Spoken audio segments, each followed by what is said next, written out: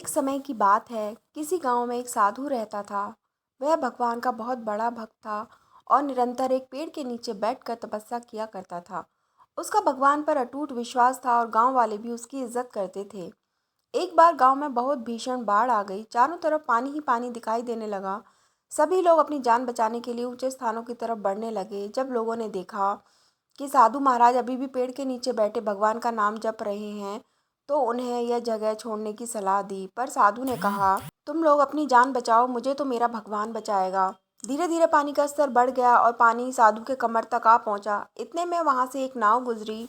मल्लाह ने कहा, हे साधु महाराज, आप इस नाव पर सवार हो जाइए, मैं आपको सुरक्षित स्थान तक पहुंचा दूंगा। नहीं, मुझे तुम्हारी मदद की आवश्यकता नहीं है, मुझे तो मेरा भगवान बचाएगा, साधु ने उत्तर दिया। नाव वाला चुपचाप वहां से चला गया। कुछ देर बाद बाढ़ और प्रचंड हो गई। साधु ने पेड़ पर चढ़ना उचित समझा और वहां बैठकर ईश्वर को याद करने लगा। तभी अचानक उन्हें गड़गड़ाहट की आवाज़ सुनाई दी।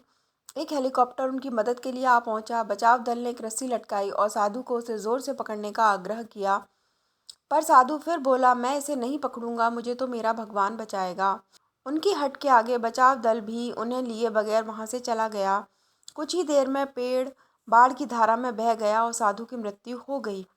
मरने के पश्चात साधु महाराज स्वर्ग पहुंचे और भगवान से बोले, हे प्रभु, मैंने तुम्हारी पूरी लगन के साथ आराधना की, तपस्या की, पर जब मैं पानी में डूबकर मर रहा था तब तुम मुझे बचाने नहीं आए, ऐसा क्यों प्रभु?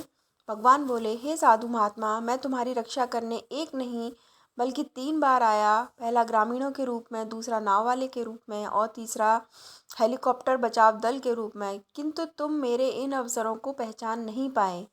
इस कहानी से हमें यही सीख मिलती है कि इस जीवन में ईश्वर हमें कई अवसर देता है। वे एक दौड़ते हुए घोड़े के समान होते हैं जो हमारे सामने से तेजी से गुजरते हैं। यदि हम उन्हें पहचान कर उनका लाभ उठा लेते हैं तो वे हमें हमारी मंजिल तक पहुंचा देते हैं, अन्यथा हमें बाद में पछताना ही पड़ता है। अगर आपको ये कहानी पसंद आई तो प्लीज़ हमारे चैनल को लाइक और सब्सक्राइब करिए। Thanks for watching.